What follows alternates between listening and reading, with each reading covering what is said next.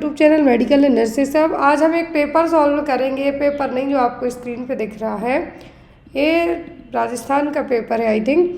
तो यहाँ पे आज का जो भी पेपर हम सॉल्व करने वाले हैं ऑफिशियल पेपर है, 2024 में कंडक्ट करवाया गया था। बट बिफोर दैट आपके लिए एक बहुत ही अच्छी खुशखबरी है कि जो भी लोग अपकमिंग टाइम के लिए एग्ज़ाम दे रहे हैं, चाहे क्योंकि अपकमिंग टाइम में आपको रेलवे की वैकेंसी भी आने के चांसेस हैं। इस बार MP ग्रुप 5 की हर 1-2 साल में पोस्ट निकलती हैं, तो उसके भी फॉर्म भरने वाले हैं।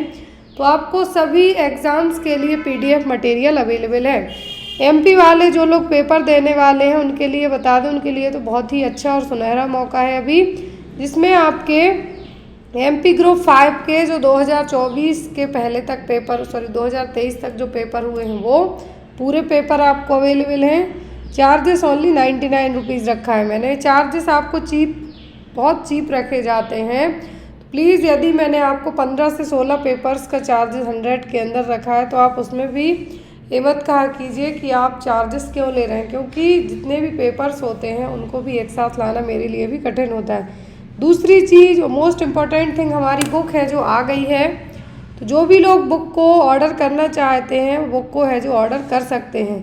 बहुत ही बेहतरीन सी बुक है आपके अपकमिंग एग्ज़ाम के लिए। आपको बहुत ही अच्छे अच्छे क्वेश्चंस ऐड किए गए हैं बेस्ड ऑन योर सिलेबस। यदि आपको लगता है कि आप MP का पेपर देते हैं ग्रुप 5 का, तो क्या ये बुक आपको हेल्पफुल रहेगी? यस, बिल्कुल रहेगी। भले इसमें मैंने paper all state NHM CHO के ऐड किए हैं, लेकिन आपके यहाँ पर 6500 से ज़्यादा क्वेश्चंस सॉल्व हो जाएंगे।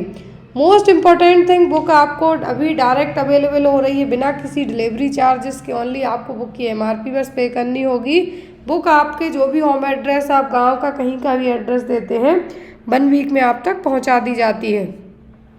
एक और बात कि जो लोग MP ग्रुप 5 के पेपर दे रहे हैं अपकमिंग टाइम में, रेलवे के पेपर, तो आपको ओनली 100 रुपीज़ बस मैंने चार्ज है जो रखा है PDF फाइल के लिए। MP ग्रुप 5 में आपको MP ग्रुप 5 के अलावा गवर्नमेंट मेडिकल कॉलेज के एग्ज़ाम्स हुए थे, उनके पेपर्स भी साथ में ऐड किए गए हैं। RRB के, रेलवे के आपके अभी तक जितने भी पेपर्स हुए हैं वो सब पेपर सभी शिफ्ट के एक ही PDF में आपको ऐड किए गए हैं, तो वो भी आपको अवेलेबल हो जाएंगे। सभी सॉल्व होंगे, चाहे वो MP के हों या रेलवे वाले पेपर हों। यदि आप ANM एग्ज़ाम की तैयारी कर रहे हैं तो आपको ANM वालों के लिए भी पेपर्स अवेलेबल हैं। तो आपको हर एक स्टडी मटेरियल अवेलेबल है। आप लोग को डायरेक्ट मेरे WhatsApp पे कांटेक्ट करके अभी रिसेंट में मिल रहा है। फ्लिपकार्ट पर जैसा मैंने आपको 2 दिन पहले कहा था कि मेरी तरफ से कोई प्रॉब्लम नहीं है, वो फ्लिपकार्ट की तरफ से इशू हो रहे हैं, तो वो लोग रिजॉल्व कर रहे हैं।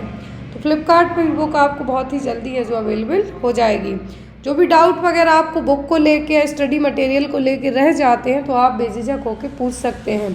और यदि आप किसी भी स्टेट का या कहीं का भी एग्ज़ाम देते हैं, तो यदि आप चाहें तो कोई और पेपर लगा, यदि रेलवे का पेपर देते हैं या आप BSF का एग्ज़ाम देते हैं, तो सभी पेपर्स आप लोग सॉल्व करके देख सकते हैं। और BSF के लिए जो अभी अपकमिंग टाइम में आपका एग्ज़ाम होने वाला है, मेरे पास ओनली 2015 का और आई थिंक 2021 का पेपर है, तो मैंने चैनल पे अपडेट करके रखे हैं। वो भी आपको PDF फॉर्मेट में अवेलेबल नहीं, आपको वो चैनल पे वीडियो के थ्रू ही अवेलेबल हो पाएंगे। यदि पॉसिबल होगा तो मैं उनको कन्वर्ट करके आपको PDF में आप तक प्रोवाइड ज़रूर कराऊंगी। आज की क्लास में जो हम टोटल 17 क्वेश्चन सॉल्व करेंगे, जो कि आपके अपकमिंग एग्ज़ाम में बहुत ही ज़्यादा हेल्पफुल होंगे। मोस्ट इम्पॉर्टेंट थिंग कि जो पूरा पेपर था वो 1 लाइनर क्वेश्चन में आया हुआ था, आपको समझना भी बहुत ईजी रहेगा। तो जो भी लोग बुक ऑर्डर करना चाहते हैं या PDF मटेरियल लेना चाहते हैं, वो डायरेक्ट मेरे WhatsApp नंबर पे कांटेक्ट करके ले सकते हैं। कोई भी आपके डाउट वगैरह रह जाए तो आपके क्लियर किए जाएंगे। और अभी हाल फिलहाल में जो BFUHS पंजाब के लिए वैकेंसी निकली है, तो प्लीज़ फॉर्म फिलअप कीजिए।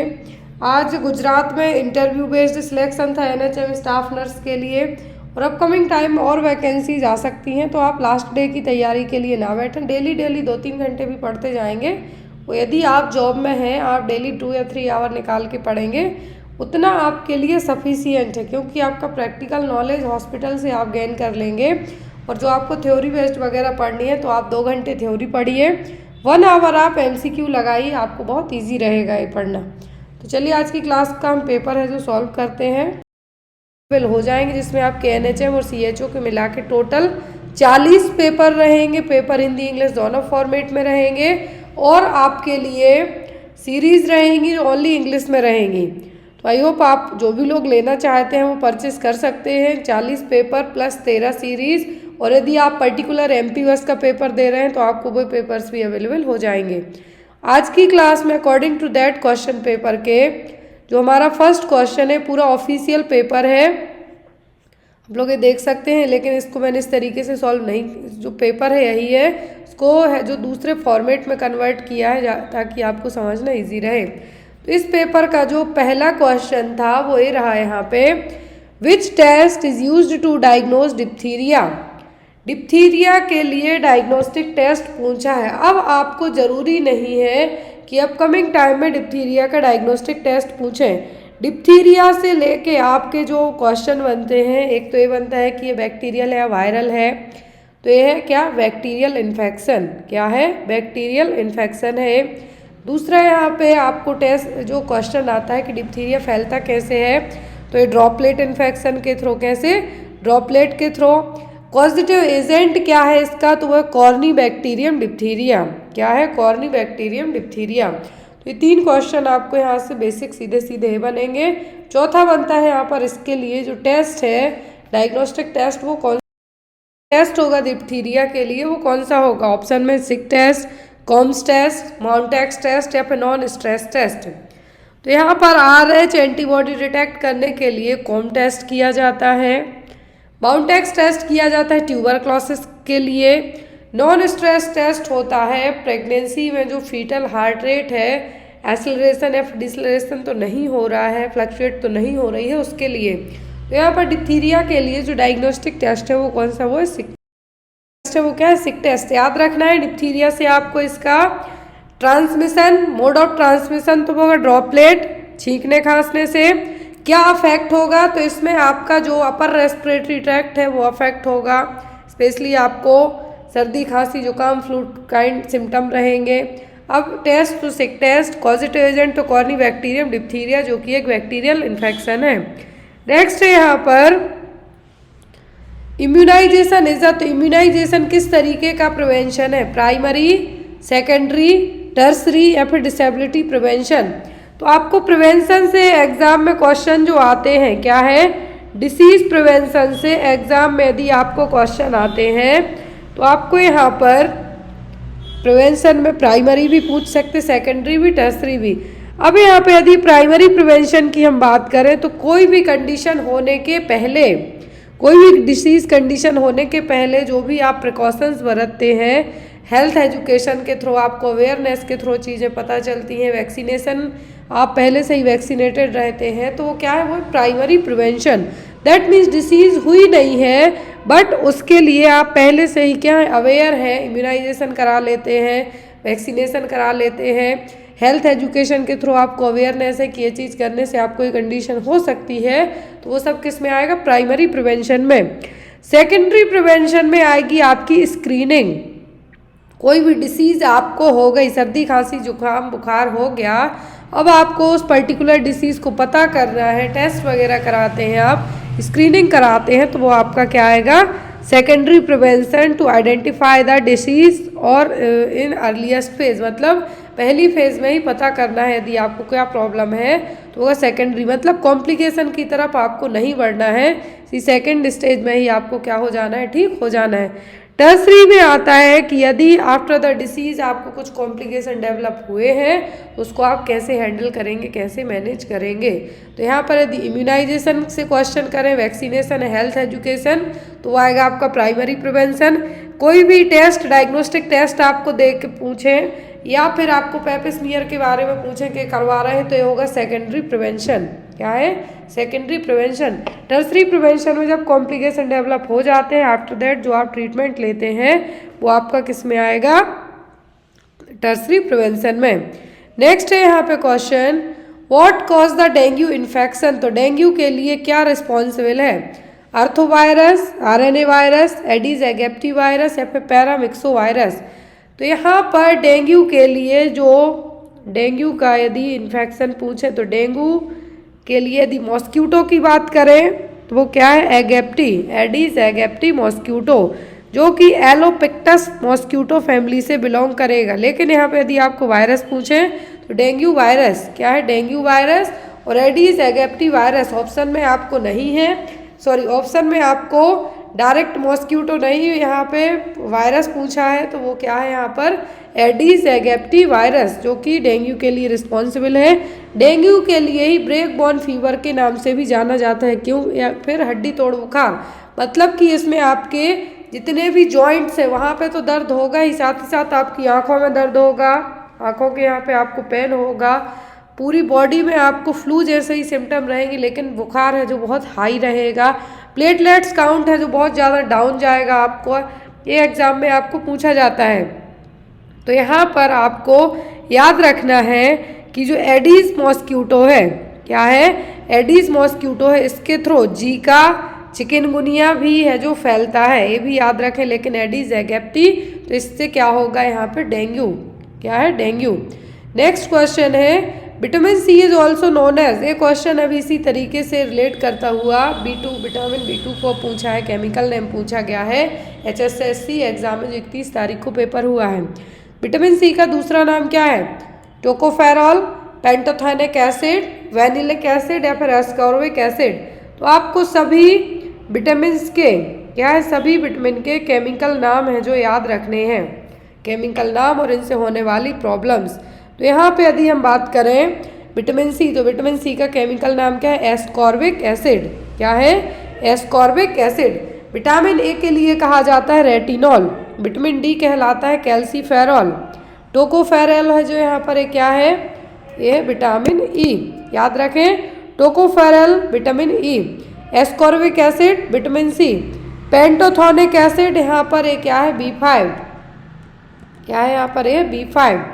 अब यदि हम बात करें पूरे विटामिन्स की, तो यहाँ पे आपको एग्जाम में ये क्वेश्चंस आते ही आते हैं, इनसे होने वाली प्रॉब्लम्स। विटामिन सी से होने वाली प्रॉब्लम क्या होती है, डेफिशिएंसी, वो होती है स्कर्वी, क्या है स्कर्वी। टोकोफेरॉल एक एंटीऑक्सीडेंट के साथ साथ एंटी स्टेरिलिटी विटामिन भी कहलाएगा, क्लियर। विटामिन सी की ज़रूरत है जो इन्फेक्शन में भी इन्फेक्शन से रिकवर होने में, इन्फ्लामेशन से रिकवर होने में भी पड़ती है। फिर यहाँ पे यदि बात करें कौन सा विटामिन है जो जितने भी लोग वेजिटेरियन हैं उनमें उसकी डेफिशिएंसी हो सकती है, तो होता है विटामिन B12 और साइनोकोबालमिन, क्योंकि विटामिन B12 सबसे ज़्यादा जो नॉनवेज या फिर मांसाहारी आइटम्स होते हैं उन्हीं में बस प्रेजेंट रहता है। तो यहाँ पे आपको सभी विटामिन्स, क्योंकि यहाँ पर आप ये नहीं सोचें कि विटामिन सी बस मिलेगा, आपको जितने भी विटामिन है वो उनसे होने वाली डेफिशिएंसी और उनके केमिकल नेम, 3 चीज़ें ज़रूर याद रखनी है।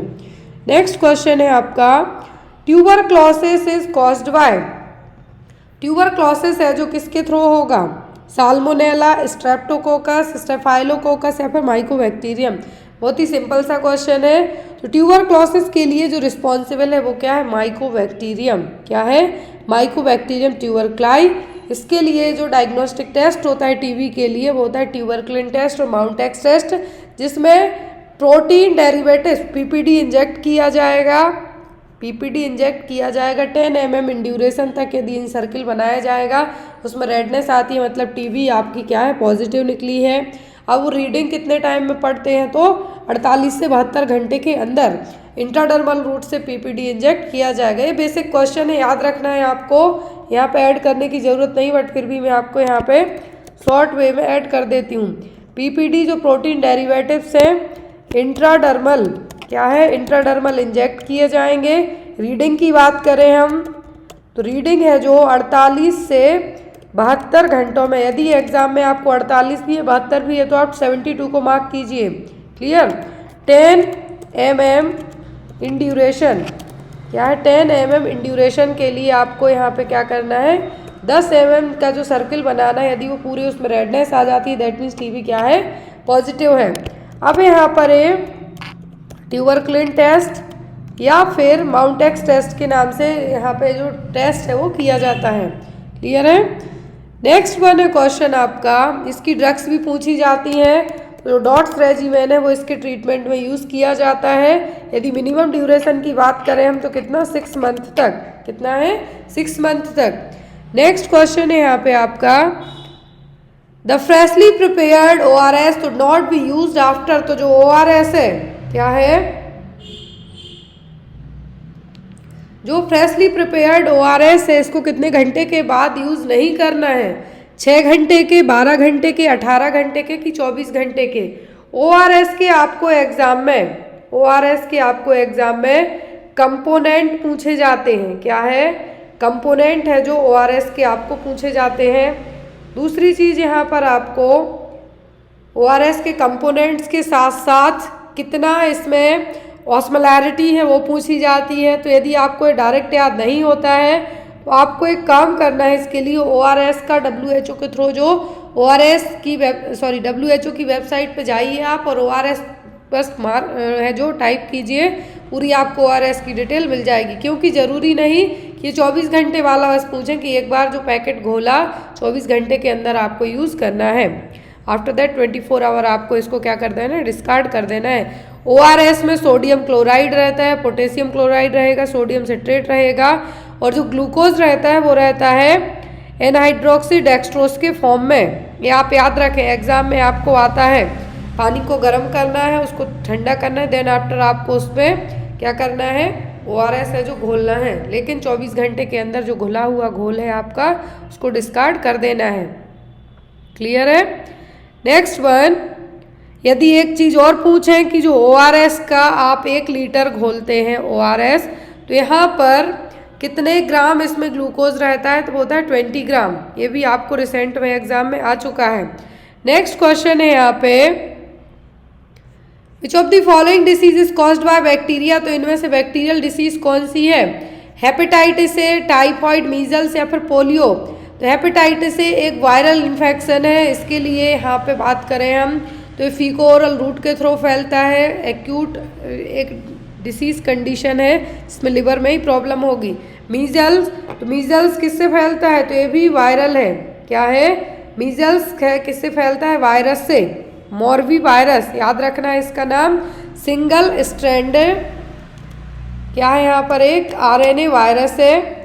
RNA वायरस का नाम क्या है? Moby virus. क्या है? Morbilli virus.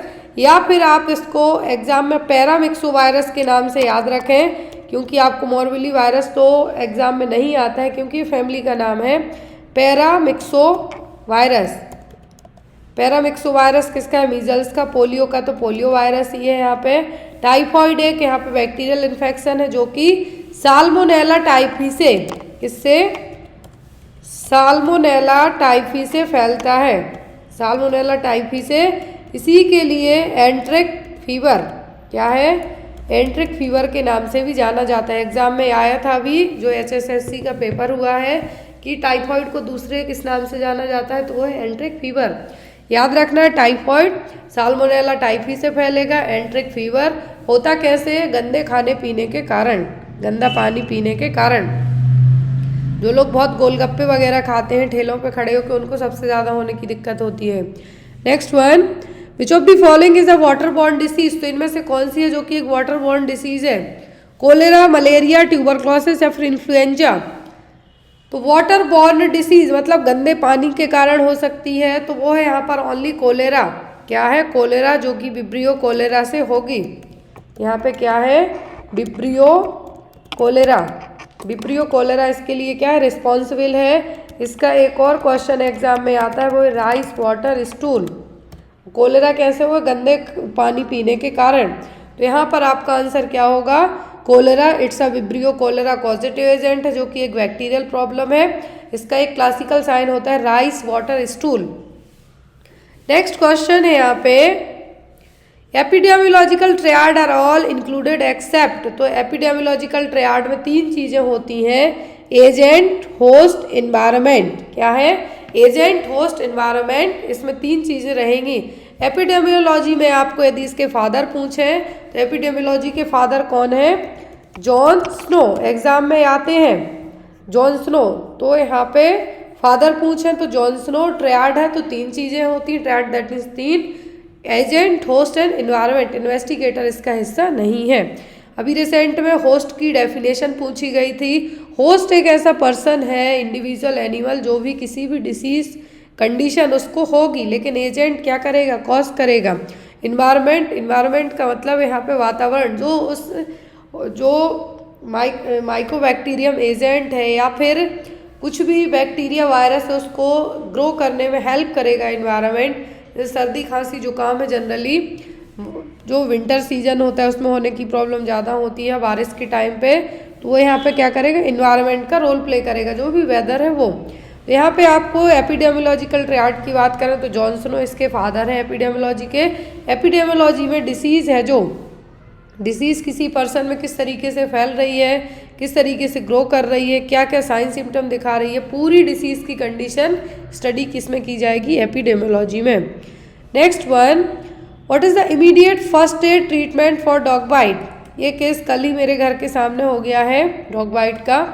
तो यहाँ पे इमीडिएट फर्स्ट एड ट्रीटमेंट क्या देंगे आप किसी मरीज को, किसी पर्सन को यदि अचानक से कुत्ते ने काट लिया तो क्या करेंगे, cover with dressing, apply antiseptic lotion, suture the with wound, या फिर wash with soap and water for 15 minutes. तो यदि किसी को कुत्ते ने काट दिया है, भले वहाँ पे ज़्यादा स्क्रैच ना हो, ना कुछ भी उतना दिख भी नहीं रहा हो विजिबल, तब भी आपको एज अ फर्स्ट एड के तौर पर 15 मिनट तक साबुन और पानी से उसके हाथ धुलने हैं। जहाँ पे भी काटा है, जिस भी एरिया में, हाथ नहीं, यहाँ पे जहाँ पे भी काटा है वहाँ पे साबुन और पानी से कंटिन्यूअस 15 मिनट तक वॉश करना है, ताकि जो रेबीज़ वायरस है उस पर्सन की बॉडी में सर्कुलेट ना हो पाए। आपको पता नहीं है कि ये जो डॉग आपके आसपास घूम रहे हैं उनमें रेबीज़ वैक्सीन लगी हुई है नहीं, और आफ्टर दैट आपको 15 मिनट तक धुलने के बाद तुरंत हॉस्पिटल भी जाना है। ऐसा नहीं कि हाँ जहाँ भी काटा साफ करके छोड़ दें, आफ्टर दैट आपको हॉस्पिटल भी जाना है। Next one, rubella is also known as, rubella का दूसरा नाम क्या है, वूफिंग कफ, टिटनस, मीजल्स या फिर जर्मन मीजल्स। मीजल्स को कहा जाता है रूबियोला। क्या है, रूबियोला। मीजल्स को कहा जाता है रूबियोला। इसके जो क्लासिकल साइन है वो क्या है, कॉप्लिक स्पॉट, जो कि रेड कलर के रहेंगे। ये एग्जाम में अभी आया था, रेड रैसेस। तो यहाँ पे मैं लाइन इसलिए आपको ऐड करती जा रही हूँ ताकि आपको याद रखना इजी रहे। मीजल्स का दूसरा नाम पूछे तो रूबियोला। कॉप्लिक, यहाँ पे क्या है, कॉप्लिक स्पॉट हैं जो कि देखने को मिलते हैं और जो कि रेड रैसेस के नाम से भी जाने जाते हैं। रूबेला का नाम होता है जर्मन मीजल्स। क्या है, जर्मन मीजल्स। नेक्स्ट क्वेश्चन है यहाँ पे, वूफिंग कफ का दूसरा नाम होता है 100 डेज कफ, जो कि 2 साल से कम उम्र के बच्चों को अफेक्ट करती है। कॉजेटिव एजेंट है यहाँ पर क्या, बॉर्डेटेला पर्ट्यूसिस। हमें याद रखना है 100 दिन की खांसी, वूफिंग कफ और पर्ट्यूसिस। क्या है, और पर्ट्यूसिस। अब पर्ट्यूसिस के लिए जो कॉजेटिव एजेंट है वो क्या है, वो बॉर्डेटेला पर्ट्यूसिस। और यहाँ पे यदि हम बात करें तो ये जो बॉर्डेटेला पर्ट्यूसिस है, जिनकी उम्र लेस देन 2 ईयर्स, जो बच्चे होते हैं 2 साल से कम उम्र के बच्चे होते हैं, उनको होने के चांसेस ज़्यादा होते हैं पर्ट्यूसिस से। आई होप आपको इतनी चीज़ें काफ़ी हैं, क्योंकि यही एग्जाम में आती हैं। Causative agent, it's a Bordetella pertussis. फैलता कैसे है, जो ड्रॉपलेट इन्फेक्शन है छींकने खांसने से। टिटनस, टिटनस का जो आपको एग्जाम में आ सकता है। टिटनस के जो बैक्टीरिया है, एक तो ये क्या है, बैक्टीरियल है, इसके बैक्टीरिया कैसे आपकी बॉडी में एंटर कर सकते हैं। जनरली टिटनस के बैक्टीरिया जो रहते हैं, स्पोर्स रहते हैं मिट्टी में, सॉइल में। अब यहाँ पर ये डायरेक्ट आपकी बॉडी में कहीं पर भी कट है या फिर कहीं पर भी कुछ स्क्रैप वगैरह है, लेसरेशन है, तो वहाँ से आपकी बॉडी में एंटर करेंगे। क्लियर। नेक्स्ट क्वेश्चन है यहाँ पे आपको, DPT vaccine is administered by which method. तो डीपीटी वैक्सीन किस मेथड से दी जाती है, ओरल, इंट्रामस्कुलर, इंट्राडर्मल, सबक्यूटेनियस। तो जो डीपीटी वैक्सीन दी जाती है वो दी जाती है इंट्रामस्कुलर रूट से। डिप्थीरिया, पर्ट्यूसिस, टिटनस किस रूट से, इंट्रामस्कुलर रूट से वैक्सीन दी जाती है।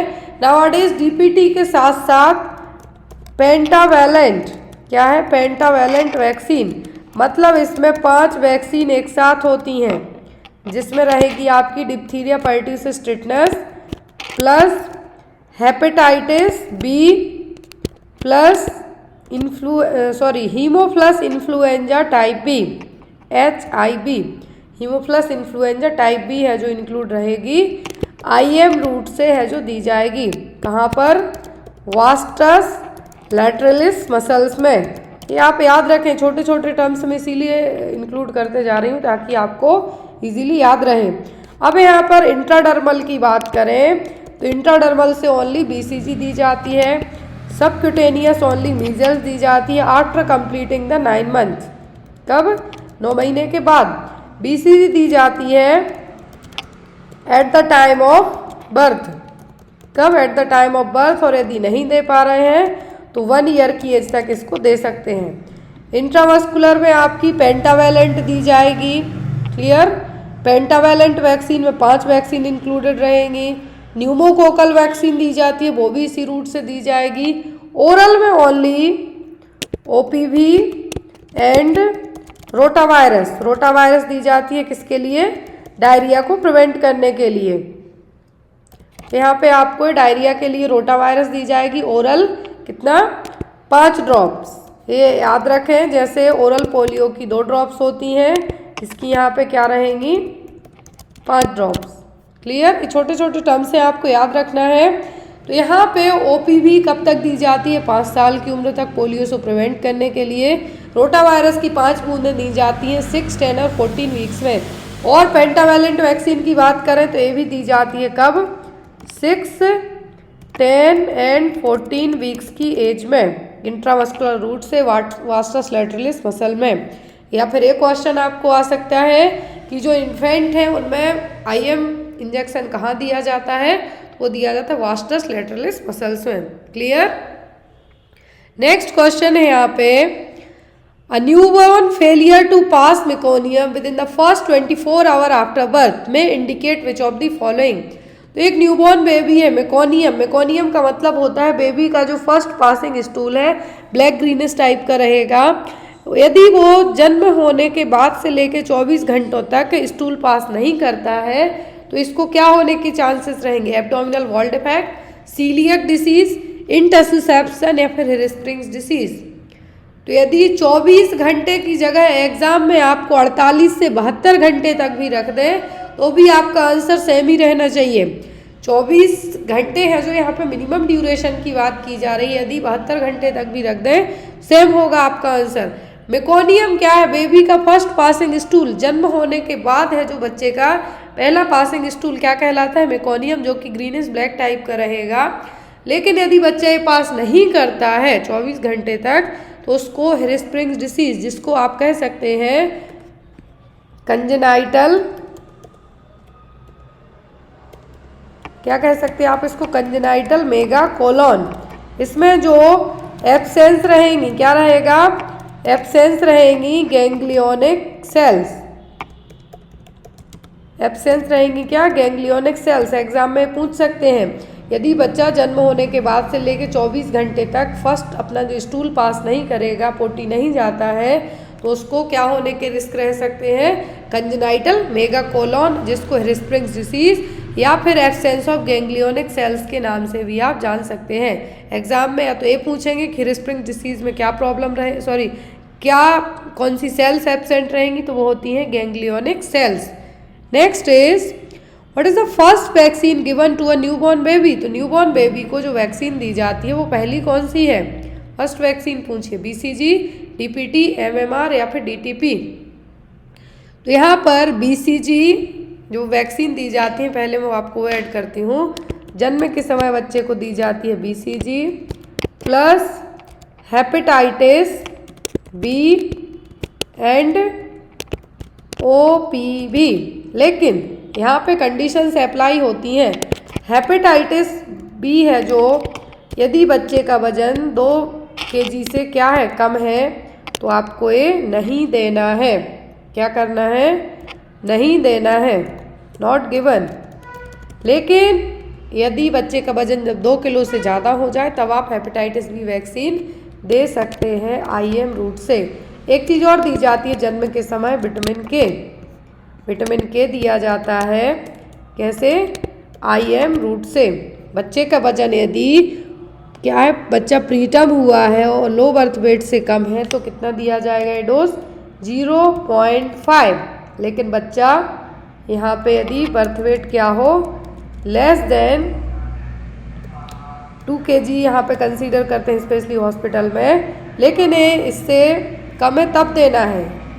तो यहाँ पे इसके बीच में आपको डिफरेंस याद रखना है कि BCG, hepatitis B, OPV and vitamin K at the time of birth दिया जाता है, लेकिन वैक्सीन 3 होती हैं, PCG, हेपेटाइटिस बी और OPV। BCG दी जाएगी इंट्राडर्मल रूट से, हेपेटाइटिस बी दिया जाएगा IM, OPV दिया जाएगा ओरल 2 बूंद। अब विटामिन के इंट्रामस्कुलर दिया जाएगा, यदि वजन कितना है 2 किलोग्राम से कम है तो हाफ डोज देना है आपको, या फिर आपको वजन नहीं दिया गया, डायरेक्ट कह दें कि लो बर्थ वेट पे भी है तब भी आपको कितना देना है 0.5। यदि डायरेक्ट पूछें कि कितना डोज देना है तो 1 mg। क्लियर। विटामिन के क्यों दिया जाता है? हेमरेज और ब्लीडिंग को प्रिवेंट करने के लिए। तो यहाँ पे क्वेश्चन है कि first BCG that is given newborn baby, तो वो क्या है? BCG vaccine. नेक्स्ट है question, what does N Apgar score of 9 means? यदि अपगार स्कोर में 9 आते हैं इसका मतलब क्या है? डिप्रेशन है, डिप्रेशन नहीं है, इमीडिएट ट्रीटमेंट की ज़रूरत है, या फिर none of the above. Apgar score किसने दिया था? वर्जीनिया अपगार ने। याद रखें अपगार स्कोर 2 बार चेक किया जाता है न्यूबॉर्न में, एक तो जन्म होने के विदिन 1 मिनट के अंदर और दूसरा 5 मिनट के बाद।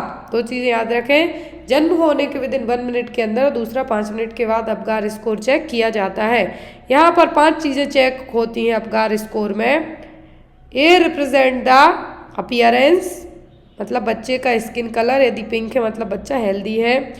पी रिप्रेजेंट द पल्स और हार्ट रेट। जी मीन्स ग्राइमेसी और रिफ्लेक्सेस, जो हाथ पैर हिला डुला रहा है वो चिल्ला रहा है। एक्टिविटी मतलब मसल टोन, और एस्पिरेशन मतलब ब्रीदिंग। तो ये 5 चीज़ें चेक की जाती हैं, और यदि बच्चा पूरी बॉडी पिंक है तो 2 पॉइंट देंगे। 100 से ऊपर हार्ट रेट है, पल्स रेट जो कि 120 से 160 के बीच में होती है तो भी नॉर्मल है। ग्राइमेसी मतलब अच्छा रो रहा है, चिल्ला चिल्ला के है जो क्या है बच्चा, नॉर्मल है। एक्टिव मूवमेंट, हाथ पैर भी हिला डुला रहा है, और पल्स जो ब्रीदिंग रेट है नॉर्मल है। तो सब में 2-2 करके 10 पॉइंट हो जाएंगे। लेकिन यदि 7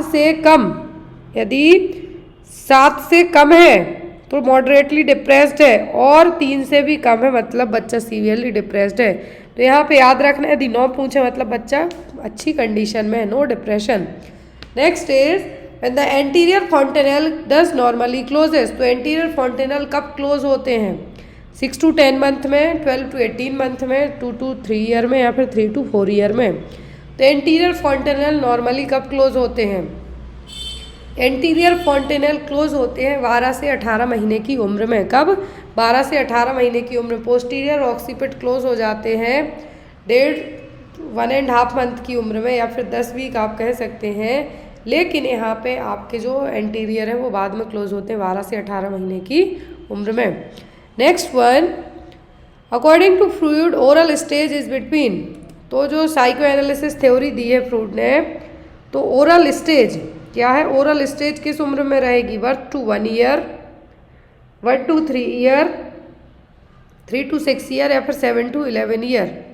तो यहाँ पर यदि इस स्टेज की हम बात करें, फ्रूट की जो थ्योरी दी गई है, अकॉर्डिंग टू दैट थ्योरी के ओरल स्टेज पूछी गई है तो वो होती है कब? जन्म से लेके 1 साल की उम्र तक, birth to 1 year, it's a oral stage. आपको याद रखना है क्या? Oral stage. यदि एनल की बात करें, एनल स्टेज, तो एनल स्टेज होती है किसमें? Toddler, 1 to 3 years of age. क्या है? 1 to 3 ईयर की एज में क्या है? Anal stage. जो यहाँ पर फोकस रहेगा वो एनस। फिर आता है आपका फैलिक स्टेज। तो फैलिक यहाँ पे आपकी कब रहेगी? 3 to 6। और यहाँ पे आप ये कह सकते हैं कि जो school going children, sorry pre Schuler होते हैं, कौन? Pre schoolers. नेक्स्ट है यहाँ पे आपका लेटेंसी। क्या है? लेटेंसी। तो लेटेंसी 6 to 12 ईयर्स। क्या है? 6 to 12 ईयर्स। और जो बच्चे स्कूल गोइंग बच्चे हैं उनके लिए है। फिर आपका आता है जेनाइटल। क्या है? जेनाइटल। तो ये आफ्टर द 12 ईयर। क्या है? After 12 year. क्लियर है? तो ये आपको स्टेज है जो एग्जाम में पूछी जा सकती हैं। तो यदि एनल पूछे, सॉरी ओरल जो कि एक फर्स्ट स्टेज है तो birth to 1 year, anal 1 to 3 year, phallic 3 to 6 year जो प्री स्कूलर है, और latency 6 to 12 year, genital after the 12 year. Next one, what is the first aid treatment for choking? तो first aid से जो question आने हैं आपको, एक तो डॉग बाइट हो गया, दूसरा हो गया चोकिंग। ये क्वेश्चन बेसिक है, एग्जाम में आते हैं। चोकिंग का फर्स्ट एड ट्रीटमेंट क्या है? Call for ambulance, try to remove object with the finger, give fluids to drink, give sharp back blow between shoulder blade. First aid treatment क्या है choking का? तो चोकिंग का फर्स्ट एड ट्रीटमेंट होता है कि sharp back blow between the shoulder blade. यहाँ पे हेमलिश मैन्यूवर ऐड कर दें तो आपको वो है जो मार्क करनी है, लेकिन जब वो नहीं और आपको इस तरीके से ऑप्शन है तो यहाँ पे आपको 5 back blow between the shoulder blade, shoulder blade के बीच में 5 बैक ब्लो देना है फिस्ट क्लोज करके उसके थ्रू। और एब्डोमिनल थ्रस्ट आपको अपने दोनों हाथों से, जिस भी पर्सन को चोकिंग की कंडीशन है, दोनों हाथों से पीछे की तरफ जाके आगे की तरफ हाथ क्लोज करके उसको पूरा कवर करके 5 एब्डोमिनल थ्रस्ट और 5 शार्प बैक ब्लो देना है, जिसको कहा जाता है Heimlich manoeuvre. Clear? Next one, what is the route of BCG? तो बीसीजी का रूट क्या होता है? इंट्राडर्मल। यहाँ पे आपको उतना एक्सप्लेन करने की जरूरत नहीं क्योंकि स्टार्टिंग में ही हमें देख चुके हैं। नेक्स्ट है excessive production of growth hormone in child is called as. यदि बच्चे में ग्रोथ हार्मोन का ज़्यादा प्रोडक्शन होता है तो उसको क्या हो सकता है? ग्वाइटर, कुशिंग सिंड्रोम, एक्रोमेगाली या फिर जिजेंटिज्म। यदि ग्रोथ हार्मोन का एक्सेसिव मतलब ज़्यादा प्रोडक्शन होता है तो क्या कहलाएगा? जिजेंटिज्म। यदि एडल्ट में होता है तो एक्रोमेगाली, लेकिन बच्चे में हो रहा है तो क्या है? जिजेंटिज्म। याद रखना है, बच्चे में जिजेंटिज्म, एडल्ट में क्या कहलाएगा? एक्रोमेगाली। इस एक्सेसिव ग्रोथ हार्मोन की प्रोडक्शन के कारण बच्चे की जो स्ट्रेचर है वो एज कम्पेयर टू नॉर्मल, बच्चे की हाइट भी ज़्यादा लंबी हो जाएगी, बोन्स डिफॉर्म्ड रहेंगी मतलब लंबी रहेंगी, लेकिन उतना जो बच्चा है उतना प्रॉपर तरीके से डेवलप नहीं हो पाएगा। Next one, diarrhoea is more common in. तो डायरिया होने के चांसेस किस में ज़्यादा रहेंगे? Incorrect infant feeding, artificial feeding, lack of breast feeding या फिर अर्ली वीनिंग होगा। जो बच्चे आर्टिफिशियल फीड करते हैं या फिर बॉटल फीडिंग, क्या है? बॉटल फीडिंग वाले बेबी हैं उनमें, अर्ली वीनिंग वाले बच्चे में स्टंटिंग देखने को मिल सकती है। स्टंटिंग का मतलब है समय के पहले यदि 4 महीने की उम्र में बच्चे को खाना पीना खिलाना स्टार्ट कर दिया तो बच्चे का पेट तो बढ़ेगा ही, हाथ पैर के यहाँ पे बहुत ज़्यादा फैट जमा होगा जिसके कारण बच्चे में प्रॉब्लम्स ही होंगी। तो यहाँ पर डायरिया का जो मेन रीज़न होगा यहाँ पे वो होगा बॉटल फीडिंग बेबीज़ या फिर artificial feeding babies.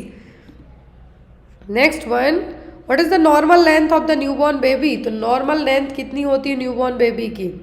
15 inch, 20 inch, 25 inch या फिर 30 इंच? कितनी है जो लेंथ हो सकती है बेबी की? न्यूबॉर्न बेबी की यदि हम बात करें, क्या है? न्यूबॉर्न बेबी की हम बात करें तो सेंटीमीटर में होती है 50 सेंटीमीटर तक। कितना? 45, डिपेंड करता है मदर की हाइट हेल्थ पर भी, लेकिन नॉर्मल लेंथ होती है 50 सेंटीमीटर तक। कितना? 50 सेंटीमीटर तक। तो यहाँ पर यदि 50 से 55, तो यहाँ पर अकॉर्डिंग टू ऑप्शन के जो आपका सही आंसर इंच में पूछा गया है तो इंच में कितनी होगी? 20 इंच तक। कितना? 20 इंच। नेक्स्ट इज वजन पूछे तो normal 2.5 kg। Next one, what is the common cause of oral thrust? Oral thrust का मेन रीजन क्या है? बैक्टीरिया, वायरस, फंगस या फिर एक्टेसिया? ओरल थ्रस्ट का जो मेन रीजन है क्या है? ओरल थ्रस्ट का जो मेन रीजन है क्या है? Fungus, Candida albicans. याद रखना है, फंगस का नाम कैंडिडा एल्बिकेंस, जो कि ओरल थ्रस्ट के लिए रिस्पॉन्सिबल माना जाता है। और एक कैंडिडा एल्बिकेंस होने के चांसेस उनमें ज़्यादा रहेंगे जिनकी इम्यूनिटी क्या हो? कमज़ोर हो, या फिर आपकी जो जीभ है, देखा होगा आपने, पूरी वाइट टाइप की रहेगी, बहुत ज़्यादा वाइट रहेगी, तो ओरल थ्रस्ट के लक्षण हो सकते हैं। Next one, a collection of pus in the pleural cavity is known as. यदि प्लूरल कैविटी में पस का कलेक्शन हो जाए तो ये क्या कहलाएगा? निमोनिया, लैरेंजाइटिस, एम्फाइसीमा या फिर एम्पाइमा? तो यहाँ पर यदि प्लूरल कैविटी, प्लूरा जो कि लंग्स की कवरिंग है, किसकी, लंग्स की कवरिंग है, अब यदि इसी प्लूरल कैविटी में पस का कलेक्शन हो जाए तो ये क्या कहलाएगा, एम्पाइमा। एटेलेक्टेसिस होगा तो सिकुड़ना होगा, लंग्स का कोलैप्स होना होगा, लेकिन प्लूरल कैविटी में यदि पस का कलेक्शन हो जाए तो ये क्या कहलाएगा, empyema. Next one, deficiency of vitamin D leads to, तो डेफिशिएंसी मतलब विटामिन डी की कमी से क्या हो सकता है, स्कर्वी तो होगा विटामिन सी की कमी से, रिकेट्स होगा विटामिन डी की कमी से, बेरी होगा बी की कमी से। तो यहाँ पर आपको एनीमिया होगा आयरन की कमी से। अब विटामिन डी की कमी से यहाँ पे क्या होगा, रिकेट्स, क्या होगा, रिकेट्स। बड़ों में पूछे तो ऑस्टियोमलेशिया, यदि डायरेक्ट इस तरीके से है तो रिकेट्स।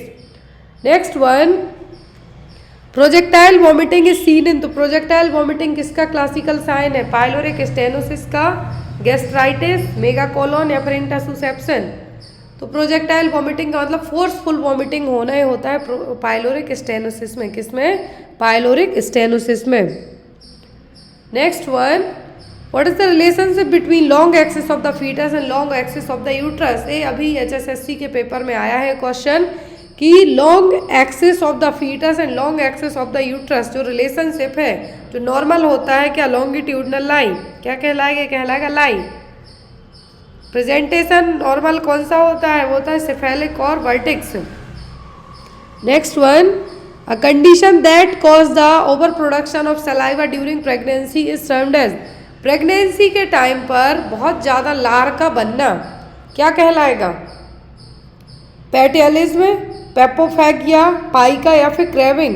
क्रेविंग का तो मतलब होता है कुछ भी अंदर से ऐसी ऐसी चीज़ें खाने की इच्छा कि कुछ ना पूछो खट्टा खाना, वो क्रेविंग एक अलग है। पाइका मतलब होता है नॉन ईटिंग सब्सटेंस का खाना, क्या है, नॉन ईटिंग सब्सटेंस का खाना। पैटियलिज्म मतलब बहुत ज़्यादा लार का प्रोडक्शन होना, क्या है, बहुत ज़्यादा लार का प्रोडक्शन होना।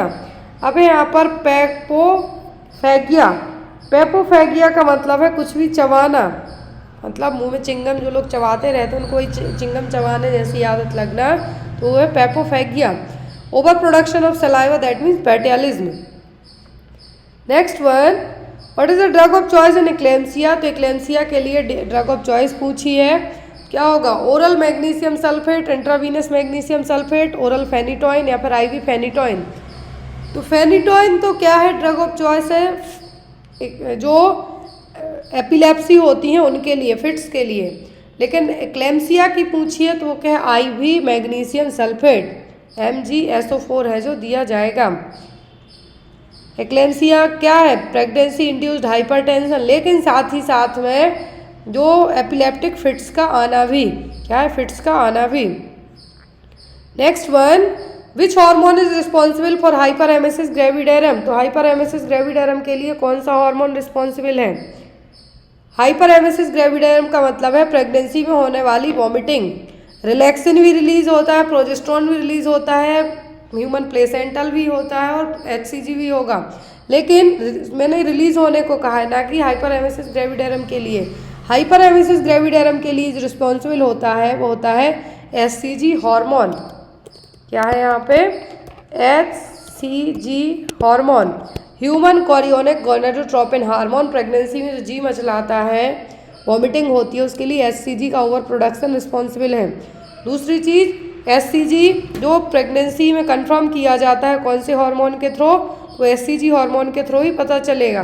तीसरी चीज़ यहाँ पे नोजिया वॉमिटिंग है, कब तक हो सकते हैं hyperemesis gravidarum, most of the 80% cases में फर्स्ट ट्राइमेस्टर में बस रहते हैं, आफ्टर दैट अपने आप सबसाइड हो जाते हैं। अब इस HCG को रिलीज़ कौन करता है, इसको रिलीज़ करती हैं syncytiotrophoblast cells, syncytiotrophoblast sales.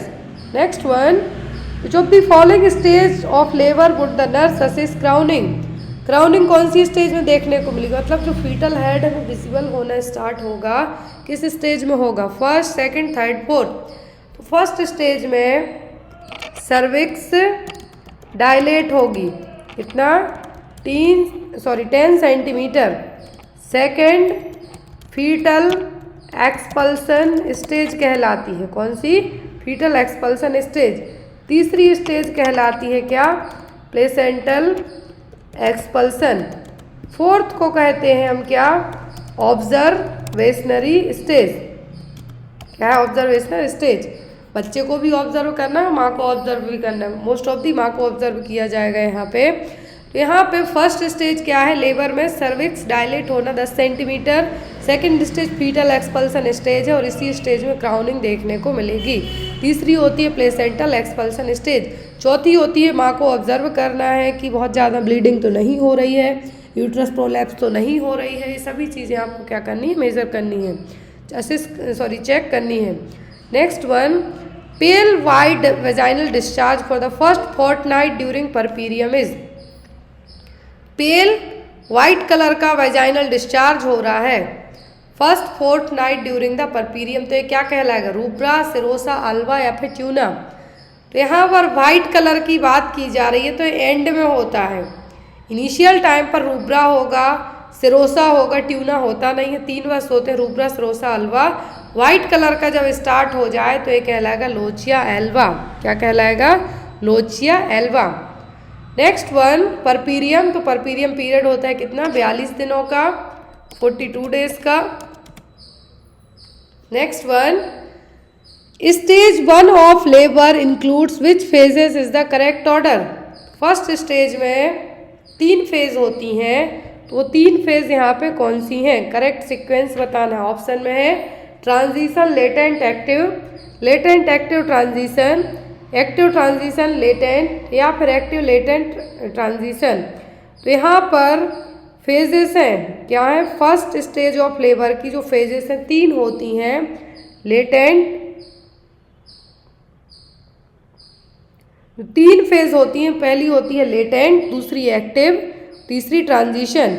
Latent phase में यहाँ पे देखिए फर्स्ट स्टेज की जो लेटेंट फेज है, इसमें माइल्ड और शॉर्ट क्या होंगे, कॉन्ट्रैक्शंस आएंगे, जिसमें सर्विक्स कितनी डायलेट होगी, 0 to 3 सेंटीमीटर सर्विक्स क्या होगी, डायलेट।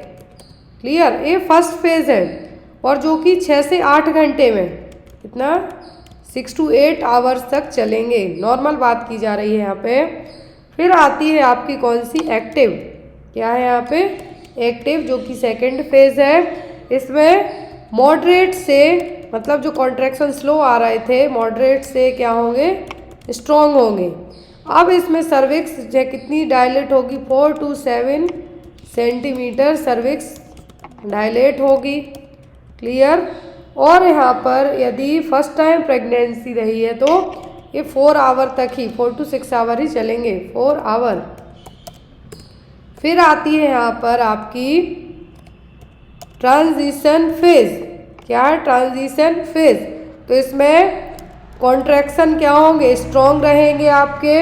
क्लियर, स्ट्रॉन्ग रहेंगे। सर्विक्स 7 से 10 सेंटीमीटर डायलेट होगी, मतलब फुली डायलेट होगी। सर्विक्स 10 सेंटीमीटर डायलेट होगी।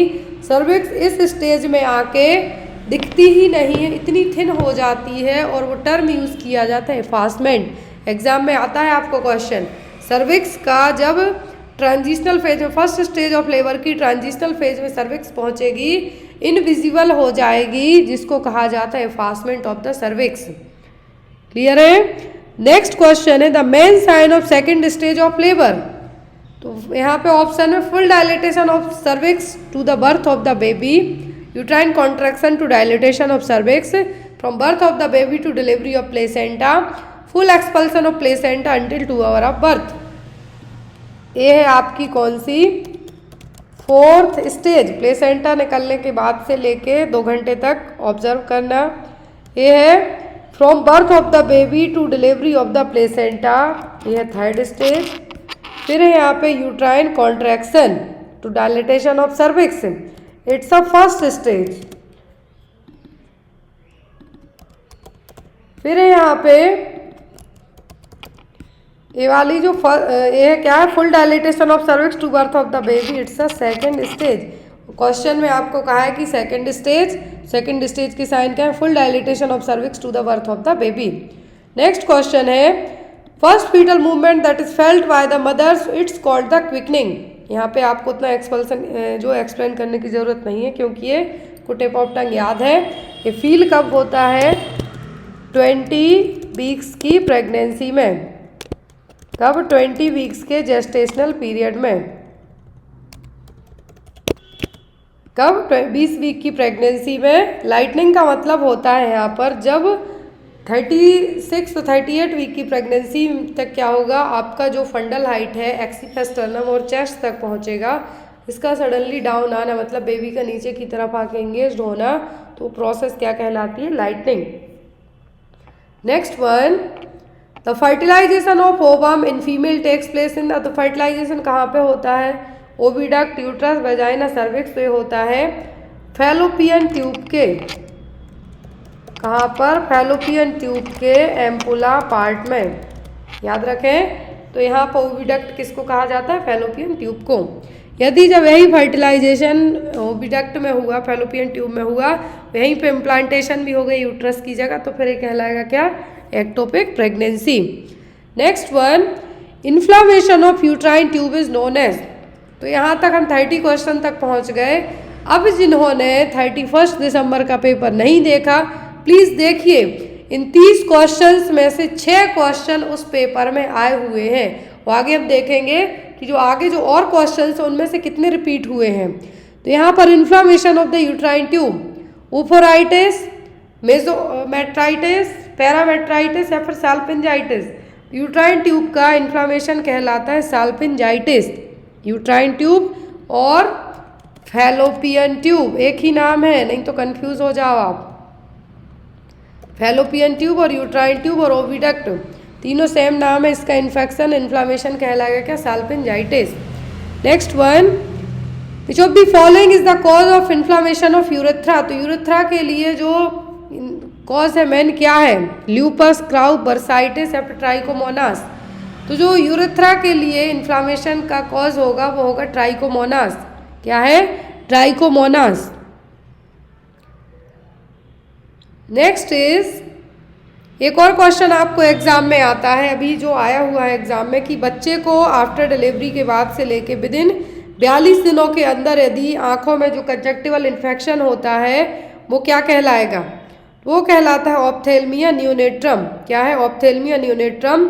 और इसके लिए जो रिस्पॉन्सिबल है क्या है? ऑप्थेल्मिया नियोनेट्रम के लिए रिस्पॉन्सिबल होता है क्लेमाइडिया ट्राइकोमोनासिस, या फिर कोई भी वेजाइनल इन्फेक्शन है माँ को यदि कोई सेक्सुअली ट्रांसमिटेड डिसीज है तब बच्चे को होने के रिस्क रहेंगे। लेकिन यदि ऑप्थेल्मिया नियोनेट्रम के लिए रिस्पॉन्सिबल पूछें आपको, मैंने इसलिए यहाँ पे ऐड कर रहे हैं क्योंकि आता है तो वो क्लेमाइडिया। क्या होगा?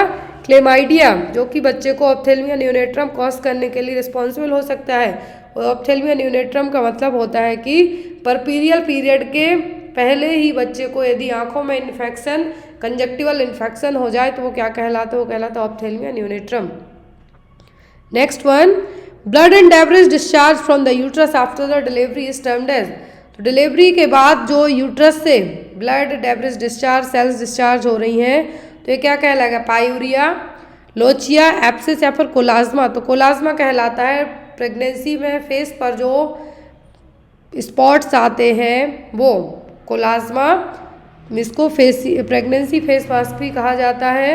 एप्सिस का मतलब तो है पस, पायूरिया का मतलब यूरिन के साथ में पस का आना। लेकिन यूट्रस से डिस्चार्ज की बात की जा रही है तो वो क्या कहलाएगा? Lochia, rubra, serosa, alba. Next one, a condition in which amniotic fluid index is 5 centimetre और लेस। तो ऐसी कंडीशन जिसमें एमनियोटिक फ्लूइड इंडेक्स कितना हो? 5 सेंटीमीटर से कम हो, क्या है? ओलिगोहाइड्रोमनियास, पॉलीहाइड्रोमनियास, स्पाइना बाइफिडा या फिर एंसेफेलाइटिस। तो ये कहलाएगा क्या? पास जो AFI एमनियोटिक फ्लूइड इंडेक्स का मतलब है क्या है? AFI 5 सेंटीमीटर से कम है। जब AFI जो एमनियोटिक फ्लूइड इंडेक्स है क्या हो? मोर देन 25 हो जाए तो ये क्या कहलाएगा? Polyhydramnios. Clear? Next one, the constant phase in menstrual cycle is known as. तो कांस्टेंट फेज कौन सी कहलाती है मेंस्ट्रुअल साइकिल में? ओव्यूलेशन, ल्यूटियल, मेंस्ट्रुअल या फिर प्रोलिफरेटिव फेज। तो ये 4 फेज होती है। मेंस्ट्रुअल का मतलब जो ब्लीडिंग हो रही है वो, क्योंकि 5 से 7 दिन तक की रहती है। ल्यूटियल फेज तो कांस्टेंट फेज कहलाती है यहाँ पे कौन सी, ल्यूटियल फेज। ये देखिए यहाँ पे आप, आई होप इमेज आपको प्रॉपर विजुअलाइज हो रही हो, क्लियर। तो यहाँ पे जो 4 फेज होती हैं, ओवेरियन साइकिल या फिर आप यहाँ पर मेंस्ट्रुअल साइकिल कह सकते हैं। तो ओवेरियन फेज होती है 1 से, यहाँ पे ओवेरियन फेज कितने दिन की होगी, 7 दिन की, सॉरी 0 to 7 डेज तक की होती है जनरली। जो ब्लीडिंग टाइम होता है मेंस्ट्रुएशन फेज वो होती है 7 से 14 दिन के बीच में क्या होगी आपकी, ल्यूटियल। फिर आपका जो 21 से 28 दिन के टाइम का जो पीरियड होता है वो 14वें दिन की होती है ओव्यूलेशन फेज। लास्ट में आपकी आती है क्या, ल्यूटियल फेज और प्रोलिफरेटिव फेज। तो यहाँ पे आपको याद रखना है 0 to 7, 7 to 14, 14 to 21 और 21 to 28, इस तरीके से क्या रहेंगी, फेजेस रहेंगी। Next one, oxygenated blood enters the foetal circulation by umbilical vein through the. तो अम्बिलिकल वेन ऑक्सीजनेटेड ब्लड को कैरी करती है। 3 ब्लड वेसल्स होती हैं अम्बिलिकल स्कीम में, 3 वेसल्स, वेन और आर्टरीज 3 होती हैं टोटल। तो वेन डी ऑक्सीजनेटेड ब्लड को कैरी करती हैं और जो आर्टरी है वो डीऑक्सीजनेटेड ब्लड को कैरी करती हैं।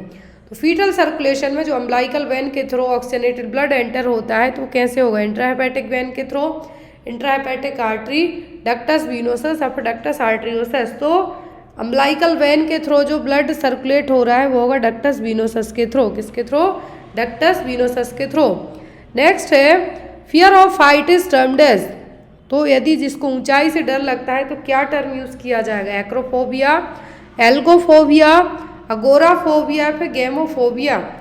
ऊंचाई से डर लगने के लिए जो टर्म यूज होगा वो क्या होगा, वो कहलाता है एक्रोफोबिया। क्या है, एक्रोफोबिया। एल्गोफोबिया, यहाँ पे फोबिया का मतलब होता है डर लगना, क्या है, डर लगना। एल्गोफोबिया का मतलब है कि फिजिकल पेन से डर लगना, क्या है यहाँ पर, फियर ऑफ पेन, आपको कुछ भी लगे उससे डर लगना, क्या है, एल्गोफोबिया।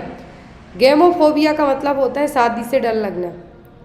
नेक्स्ट है the most common cause of dementia. तो डिमेंशिया का मेन रीजन क्या हो सकता है, डिप्रेशन, मैनिया, एल्जाइमर्स या फिर मल्टीपल स्क्लेरोसिस। कॉमन कॉज पूछा है डिमेंशिया का तो होगा एल्जाइमर डिसीज, जो कि एल्डर एज पर्सन में कॉमन होते जाता है।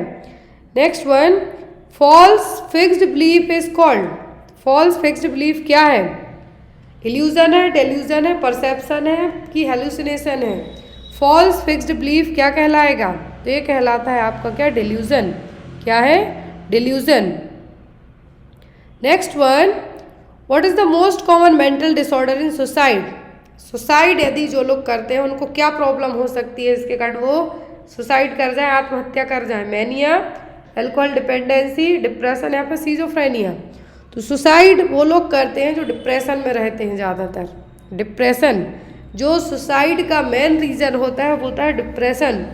जो जिन लोगों को डिप्रेशन होता है उनको आप सुसाइडल टेंडेंसी के लिए सबसे ज़्यादा ऑब्जर्व करना आपकी ड्यूटी बनती है कि जो लोग बहुत गुपचुप हैं, इनके 3 साइन होते हैं, एक तो हेल्पलेसनेस, वर्थलेसनेस, होपफुलनेस, मतलब ना इनको कुछ इच्छा बची, ना खुशी है, कुछ भी नहीं बचा है, वो क्या है, डिप्रेस्ड है। तो यहाँ पर यदि डिप्रेशन के बाद जो नेक्स्ट यदि कोई कदम उठाता है तो होता है सुसाइड।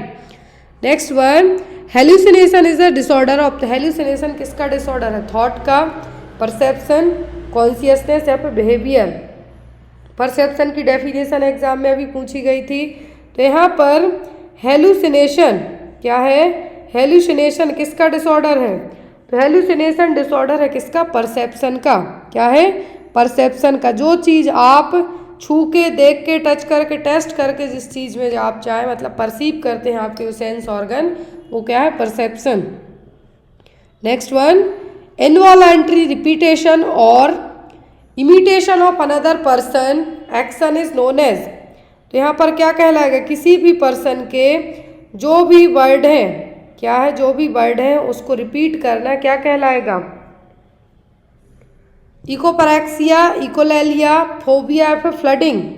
तो ये कहलाएगा आपका क्या, इकोलेलिया, क्या कहलाएगा, इकोलेलिया। इकोफ्रैक्सिया, फोबिया का तो मतलब होता है कि फियर ऑफ कोई भी एक्सटेंड फियर XYZ कुछ भी चीज़ें हो सकती हैं। लेकिन इकोलेलिया का मतलब क्या होगा यहाँ पर, बार बार आप जो भी चीज़ बोल रहे हैं उसके लिए रिपीट करना, क्या है इकोलेलिया। और यहाँ पर किसी भी पर्सन के जो आप बॉडी पोस्चर बनाते हैं या फिर जो भी काम करते हैं आप उसको बार बार जाके आपके साथ वो रिपीट करना, वो कहलाएगा इकोफ्रेक्सिया। लेकिन ले लिया मतलब आप जो बोल रहे हैं वो रिपीट करना, जो भी चीज़ आप मूवमेंट करते हैं वो इकोफ्रेक्सिया है। बोलना रिपीटेशन ऑफ इनवॉलेंट्री, रिपीटेशन और imitation of another persons, sorry यहाँ पे एक्शन की बात की जा रही है तो यह है आपका क्या इकोफ्रेक्सिया। यहाँ पर आपके जो इनवॉलेंट्री रिपीटेशन और इमिटेशन ऑफ वर्ड्स, यहाँ पे जो वर्ड्स हैं वो आपके आएंगे, जो आप बोलते हैं बोलने वाले को बोलेंगे इकोलेलिया, जो भी आप करते हैं उन हरकतों को जो लोग रिपीट करें वो कहलाएगा echopraxia. Next one, fear of enclosed space is termed as, किसी किसी को बंद जगहों पर डर लगती है तो क्या है, एल्गोफोबिया, एक्रोफोबिया, क्लस्ट्रोफोबिया, फिर जूफोबिया। जूफोबिया में मतलब फियर फ्रॉम एनिमल्स, क्लियर। क्लस्ट्रो मतलब क्लोज्ड स्पेस से डर लगना। एक्रोफोबिया, एक्रोफोबिया का मतलब बहुत ज़्यादा भीड़ भाड़ वाली जगहों में जाने से डरना। Next one, absolute contraindication for ECT, electroconvulsive therapy में किस केस में ECT नहीं देंगे आप, मैनिया में, डिप्रेशन में, इंक्रीज्ड इंट्राक्रैनियल प्रेशर या फिर डायबिटीज़ में। डायबिटीज़ में भी अवॉइड की जा सकती है, BP बढ़ रहा है तब भी अवॉइड करेंगे। लेकिन एब्सोल्यूट मतलब देना ही नहीं है जब किसी पर्सन का ICP बढ़ा हुआ हो। ECT दी और ज़्यादा बड़ा, मरीज ठीक होने की वजह सीधा भगवान को प्यारा हो गया। तो ECT का एब्सोल्यूट कॉन्ट्राइंडिकेशन क्या है, जब ICP बढ़ा हुआ हो, हेड इंजरी हुई हो, ऐसे केसेस में ECT नहीं दी जाएगी। इलेक्ट्रोकन्वल्सिव थेरेपी, ECT तब यूज़ की जाती है जब साइकेट्रिक ड्रग्स हैं जो यूजफुल ना हो, असर ना करें, तब ECT दी जाएगी। Next one, what is the drug of choice for mood disorder, तो मूड डिसऑर्डर वाले मरीज के लिए ड्रग ऑफ चॉइस क्या है, इमिप्रामाइड है, लिथियम है, क्लोरप्रोमाजीन है या फिर हैलोपेरिडोल है। ये सभी ड्रग किसी न किसी फॉर्म में एग्जाम में आती हैं। लिथियम क्या है मूड डिसऑर्डर के लिए, और या फिर हम ये कह सकते हैं मैनिया के लिए ड्रग ऑफ चॉइस है। इमिप्रामाइन डिप्रेशन के लिए यूज़ की जाती है। और साथ ही साथ जो बच्चे बेड वेटिंग या फिर 6 साल की उम्र के बच्चे जो बेड वेटिंग करते हैं या फिर इसको हम कहते हैं एन्यूरेसिस, उसमें भी इमिप्रामाइन यूज़ की जाती है। क्लियर है। मूड डिसऑर्डर के लिए जो ड्रग ऑफ चॉइस क्या है वो है लिथियम। लिथियम की टॉक्सिसिटी एग्जाम में बहुत आती है। Next one, during repetitive rituals और मूवमेंट इज एसोसिएटेड विथ, कोई भी काम आप बार बार रिपीट करते हैं तो वो क्या है, acute stress disorder, generalised anxiety disorder, obsessive compulsive disorder या फिर स्ट्रेस। ये कहलाएगा सिंपल सा क्या OCD। आपको गेट लगाने की आदत है, लगे भी हैं, बार बार जाके चेक करेंगे और लगाएंगे। हाथ धुलने की आदत है, दिमाग में जो आइडिया आ रहा है, आपके दिमाग में आइडिया आ रहा है हैंड वॉश करना, हैंड वॉश करना, जाके धुल ही लेना, वो पूरा OCD कहलाएगा। Next one, when is the world mental health day celebrated, तो हम हर साल विश्व मानसिक दिवस कब मनाते हैं, बहुत ज़रूरी है। नाउअडेज मेंटल हेल्थ सबसे ज़्यादा डिस्टर्ब हो रही है, फिजिकल तो होती ही है किसी न किसी रीज़न से, मेंटली सभी जगह डिप्रेशन में, बच्चे डिप्रेशन में जा रहे हैं, स्ट्रेस में जा रहे हैं, एग्ज़ाम क्लियर नहीं कर पाए। तो यहाँ पर मेंटल हेल्थ की ज़रूरत बहुत ज़्यादा है, अवेयरनेस बहुत ज़्यादा है। तो यहाँ पर मेंटल हेल्थ डे हम सेलिब्रेट करते हैं हर साल, कब, 10 अक्टूबर को, 10 अक्टूबर को। Next one, which is the most dangerous type of schizophrenia, तो सीजोफेनिया का सबसे डेंजर टाइप क्या है, सिंपल, हैप्रीफ्रेनिक, पैरानॉइड या फिर कैटाटोनिक। कौन सा सीजोफ्रेनिया सबसे डेंजर है, तो होता है पैरानॉइड, जिसको शकीले टाइप का सीजोफ्रेनिया आप कह सकते हैं। पर्सन हमेशा शक में ही रहेगा। Next one, which is not a clinical feature of depression, तो डिप्रेशन का क्लिनिकल फीचर कौन सा नहीं है, increased activity, decreased volume of speech, poverty of ideas, sadness of mood. तो क्लिनिकल फीचर डिप्रेशन का कौन सा नहीं है, तो डिप्रेशन वाला मरीज बहुत कम बोलेगा, कम एक्टिव रहेगा। तो यहाँ पर इसका आंसर भी आपका यही होगा।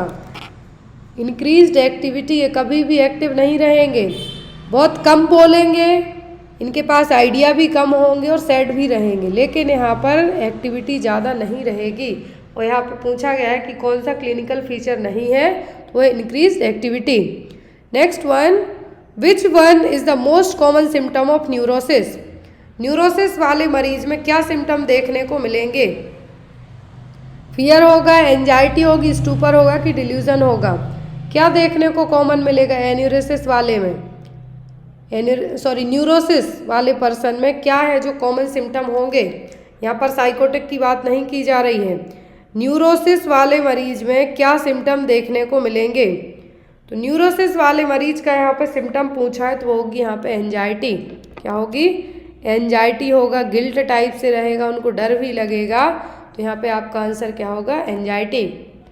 Next one, false sensory perception with no basis in reality is known as. False sensory perception मतलब जिसका रियलिटी से लेना ही देना नहीं है, तो वो क्या है? वो कहलाएगा आपका क्या? हेलुसिनेशन। क्या है? हेल्यूसिनेशन। नेक्स्ट वन, ऑप्शन में आपको बहुत ही सिंपल ऑप्शन है जो आपको पता है, इसलिए मैंने इनको रीड आउट नहीं किया। नेक्स्ट है most important factor in therapeutic relationship. तो थेराप्यूटिक रिलेशनशिप में सबसे ज़्यादा जरूरी क्या है? नॉलेज होना, प्रोफेशनलिज्म, ट्रस्ट या फिर मोटिवेशन। जरूरी तो ये सभी चीज़ें हैं, जरूरी सभी चीज़ें हैं, लेकिन सबसे ज़्यादा इम्पॉर्टेंट है ट्रस्ट। आपका पेशेंट आप केयर कर रहे हैं उसकी, तो आप पे ट्रस्ट कर रहा है या नहीं, वो चीज़ सबसे ज़्यादा डिपेंड करेगी। तो मोस्ट इम्पॉर्टेंट फैक्टर यहाँ पे क्या होगा थेराप्यूटिक रिलेशनशिप में? ट्रस्ट, भरोसा करना। Next one, normal response of an individual to the loss of a loved object is called as. यदि किसी का कोई प्यारा, कोई सबसे लव्ड वन है, कुछ भी यदि क्या हो जाए, उसकी डेथ हो जाए, तो यहाँ पर जो उसको रिस्पॉन्ड करेगा वो क्या कहलाएगा? लो मूड, सैडनेस, डिप्रेशन या फिर ग्रीफ, ये कहलाएगा क्या? ग्रीफ। अब यहाँ पे आपको ऐड होती है कुबलर रॉस की थ्योरी, एग्जाम में आता है। क्या है?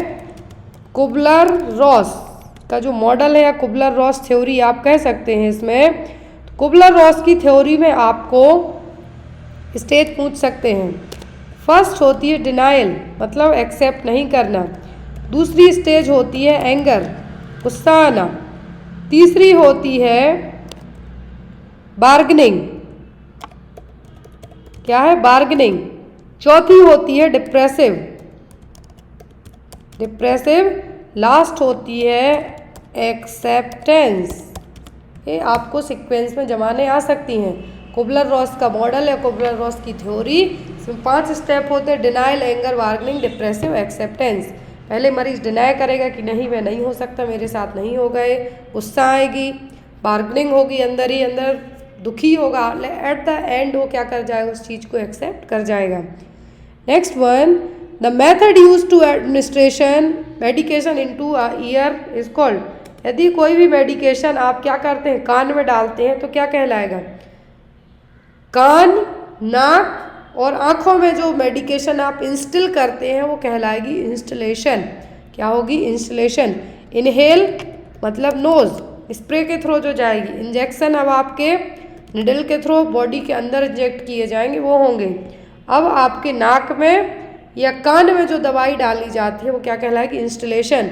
स्किन पे लगाई जाएगी तो वो कहलाएगी क्या? टॉपिकल। ये एग्जाम में आया हुआ है HSSC में अभी। Next one, knee chest position is also known as. तो नी चेस्ट पोजीशन को क्या कहेंगे आप? लेफ्ट लेटरल, लिथोटोमी, जेन्यूपेक्टोरल या फिर फॉलोअर्स। नी चेस्ट पोजीशन कहलाती है जेन्यूपेक्टोरल पोजीशन। कौन सी? जेन्यूपेक्टोरल पोजीशन। फॉलोअर्स ब्रीदिंग प्रॉब्लम के लिए कॉमनली यूज़ की जाती। लेफ्ट लेटरल यदि किसी को एनीमा देना है या फिर कुछ रेक्टम में चेक किया जाना है उसके लिए यूज़ की जाएगी। लेथोटोमी वेजाइनल एग्जामिनेशन के लिए यूज़ की जाएगी। Next one, loss of hepatitis termed as. भूख ना लगने के लिए क्या टर्म यूज़ करेंगे? एनोरेक्सिया, अफासिया, पॉलीफेजिया या फिर ओलिगोफेजिया। तो यहाँ पर बहुत ज़्यादा क्या है? यहाँ पर बहुत ज़्यादा भूख ना लगना, सॉरी यहाँ पर क्या है? लॉस ऑफ एपेटाइट है, मतलब एनोरेक्सिया। बहुत ज़्यादा खाना मतलब एक्सेसिव ईटिंग, पॉलीफेजिया, बहुत ज़्यादा खाना पॉलीफेजिया, बहुत कम खाना ओलिगोफेजिया, लेकिन भूख ही ना लगना anorexia. Clear. Next is as informed consent is obtained from a pre operative patient to prevent. जब मरीज की सर्जरी के पहले आप एक पेपर पे साइन करा लेते हैं वो कहलाता है इन्फॉर्म कॉन्सेंट। इसका रीज़न क्या होता है? कॉम्प्लिकेशन के लिए, इन्फेक्शन के लिए, एनी फॉल या फिर लीगल इम्प्लीकेशन। आप लीगल इम्प्लीकेशन में ना फंसें उसके लिए आप पहले ही मरीज की फैमिली से साइन करा लेते हैं। और ये चीज़ सबसे ज़्यादा इम्पॉर्टेंट होती है जब आप किसी हेल्थ फैसिलिटी में काम कर रहे हो तब। Next one, an instrument placed against a patient chest to hear both chest and heart sound. तो चेस्ट और हार्ट साउंड सुनने के लिए मरीज के चेस्ट पे आप एक इंस्ट्रूमेंट रख के सुनते हैं कानों में लगा के। तो वो क्या है? स्टेटोस्कोप है, ऑटोस्कोप है, स्फिग्मोमैनोमीटर है कि टेलीस्कोप है? स्फिग्मोमैनोमीटर यूज़ करेंगे बीपी चेक करने के लिए, ऑटोस्कोप यूज़ किया जाएगा आपके कान चेक करने के लिए, स्टेटोस्कोप यूज़ किया जाएगा आपका हार्ट और चेस्ट साउंड सुनने के लिए। Next one, which of the following is the meaning of PRN? PRN का मतलब क्या? When advise, immediately, when needed या फिर नाउ। तो ये कहलाएगा क्या? व्हेन नीडेड, जब जरूरी हो तब। Next one, what should the nurse read carefully in the drug order to give safe medication? यदि मरीज को आप मेडिकेशन दे रहे हैं तो आपको क्या चीज़ें पहले पढ़ लेनी है? ड्रग एंड पेशेंट नाम, ये बिल्कुल पढ़ना है। ड्रग डोज एंड रूट, ये भी पढ़ना है। Drug and signature of the doctor, ये सभी चीज़ें पढ़नी है। देन आफ्टर आप किसी मरीज को मेडिकेशन एडमिनिस्टर करेंगे। Right patient, right route, right dose and जो डॉक्टर ने आपको प्रिस्क्राइब किया है। यदि ऑप्शन में आपको ये नहीं है, इनमें से एक है लेकिन ये तीनों आपके मिलते जुलते हुए हैं, तब आपका आंसर होगा all of the above. Clear. Next one, the activity that is not recorded by pulse oximeter. तो पल्स ऑक्सीमीटर में SpO2 लेवल चेक किया जाएगा, ऑक्सीजन सैचुरेशन चेक होगी और पल्स चेक होगी। ECG चेंजेस देखने को नहीं मिलेंगे। क्लियर। पल्स ऑक्सीमीटर कोरोना के टाइम पे सबने खरीद लिया था। Next one, collapsing pulse is known as. Collapsing pulse को क्या कहा जाएगा? Bigeminal pulsus, alternans, water hammer या फिर बाउंडिंग पल्स। कोलैप्सिंग पल्स कहलाती है वाटर हैमर पल्स। कौन सी? Water hammer pulse. Next one, the best method for assessing inner respiration in a responsive person. यदि मरीज रिस्पॉन्ड कर रहा है, बेहोश नहीं है, रिस्पॉन्ड कर रहा है, तो आप उसकी रेस्पिरेटरी रेट कैसे चेक करेंगे? Put hand in front of the nose, look, listen and feel, put the hand of the chest, if none of the above. मरीज रिस्पॉन्ड कर रहा है तो देख के, सुन के, फील करेंगे। Look, listen and feel. Next one, which of the following is the abbreviation of drops. तो ड्रॉप्स के लिए क्या एब्रीविएशन यूज़ किया जाएगा? DP, DR, GTT या फिर GTTS। तो जो टर्म एब्रीविएशन मतलब शॉर्ट यूज़ होगा वो होगा यहाँ पे GTT। क्या है? GTT। एक क्वेश्चन आपके लिए, इसका आंसर आप लोग कमेंट बॉक्स में देना। जो इसके आगे के क्वेश्चन है वो आपको नेक्स्ट क्लास में पढ़ाए जाएंगे। क्वेश्चन है, the nurse is order to administer ampicillin at TIPPO। The nurse should give the medication. तो एम्पिसिलिन एडमिनिस्टर करने के लिए कहा गया है TIPPO। यहाँ पे आपको इसका मतलब बताना है कि ये क्या होगा। TIPPO। 3 times a day after meals, 3 times a day orally, 2 times a day by mouth या फिर 2 times a day before meals। इसका आंसर आप लोग कमेंट बॉक्स में देना। आई होप आपको आज का ये पेपर अच्छा लगा हो। डेली आपको इसी तरीके से पेपर सॉल्व कराए जाएंगे। और जो भी लोग इन पेपर्स PDF को परचेस करना चाहते हैं वो डायरेक्ट मेरे व्हाट्सएप नंबर पर कॉन्टैक्ट करके इन पेपर्स PDF को परचेस कर सकते हैं। Thank you for watching us. Bye bye.